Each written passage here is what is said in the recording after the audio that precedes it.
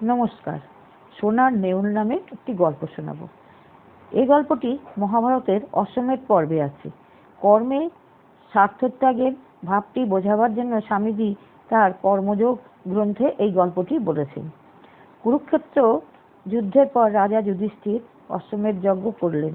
যজ্ঞে তিনি ব্রাহ্মণ আর গরিবদের মাঝে অজস্র ধনরত্ন দুহাতে বিলিয়ে দিলেন। রাজার এই দান দেখে চারিদিকে ধন্য ধন্য পড়ে গেল। সবাই এক বাক্যে বলতে লাগলো, এমন যজ্ঞ কেউ কখনো করেনি, কেউ কখনো দেখেনি।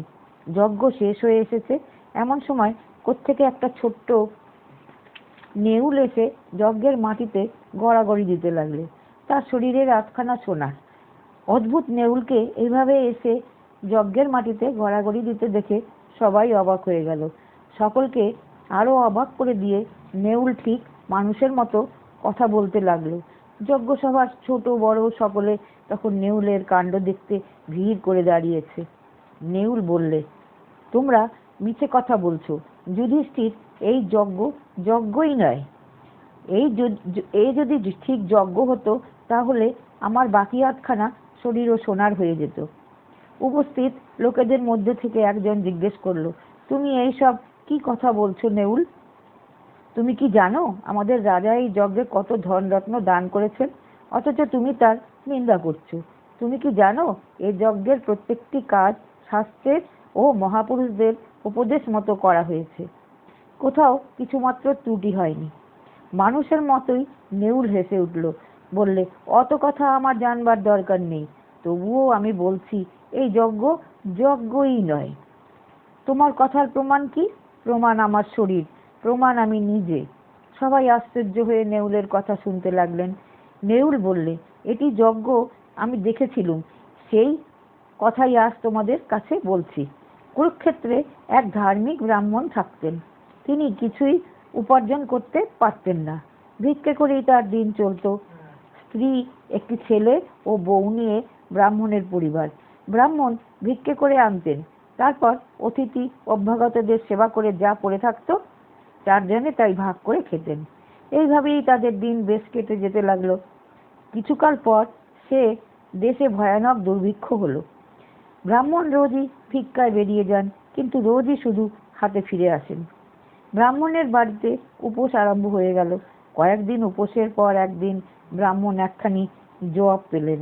জবগুলো পেয়ে ব্রাহ্মণ পরিবারের আনন্দের সীমা রইল না। তাই দিয়ে ছাতু তৈরি করলেন। ছাতু চারটি ভাগে ভাগ করা হলো। তারা খেতে বসবেন, এমন সময় তাদের দরজায় একজন অতিথি এসে উপস্থিত হলেন।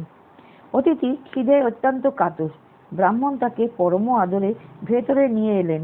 অতিথি বললেন, খিদে আমার প্রাণ যায়, শিগগিরই আমায় খাবার দিন। ব্রাহ্মণ তাড়াতাড়ি তার নিজের ভাগটি নিয়ে এসে অতিথিকে খেতে দিলেন।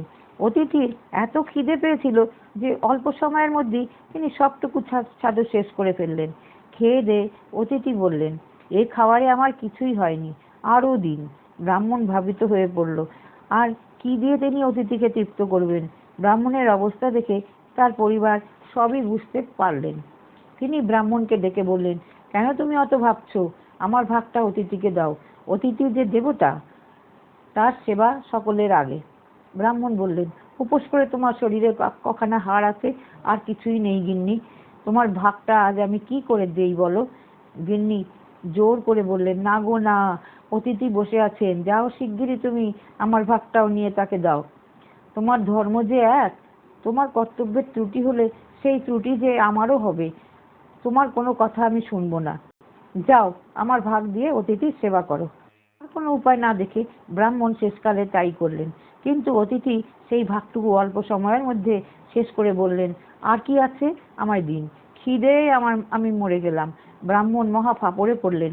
তার অবস্থা দেখে তার ছেলে বললে, বাবা, আপনি ভাববেন না, আমার ভাগ তো রয়েছে, অতিথিকে আপনি সেটাই দিয়ে দিন।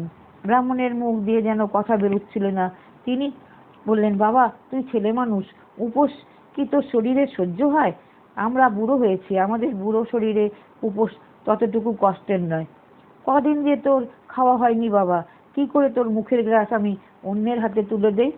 এবার ব্রাহ্মণ ভয়ানক ভাবিত হয়ে পড়লেন। তখন বউয়ের ভাগটুকু মাত্র বাকি আছে, কিছুতেই তিনি তা দিতে পারলেন না।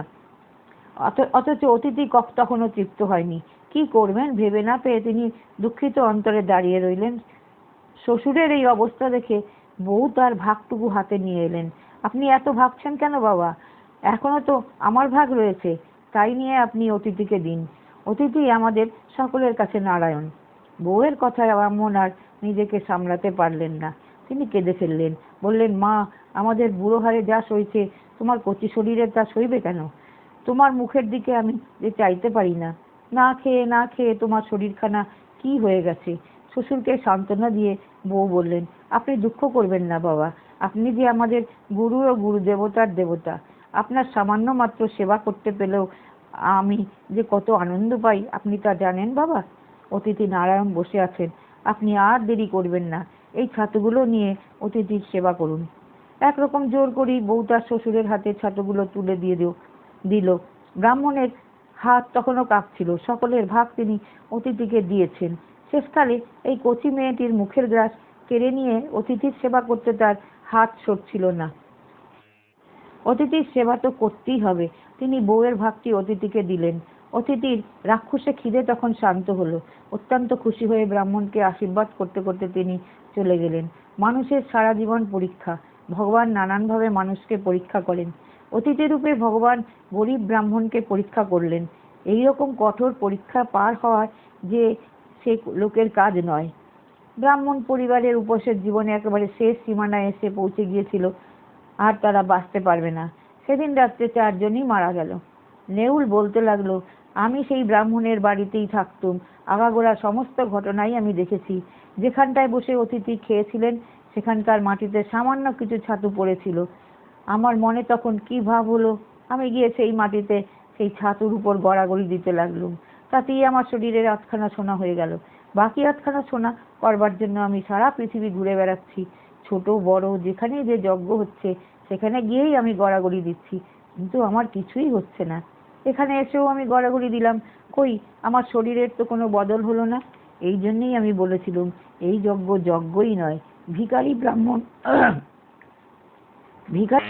ভিখারি ব্রাহ্মণ অতিথি সেবার জন্য যে যজ্ঞ করেছিলেন তোমরাই বলো না তার সঙ্গে কি যুধিষ্ঠিরের এই যজ্ঞের তুলনা হয়? উপস্থিত সকলের তখন নির্বাক নিস্পন্দ।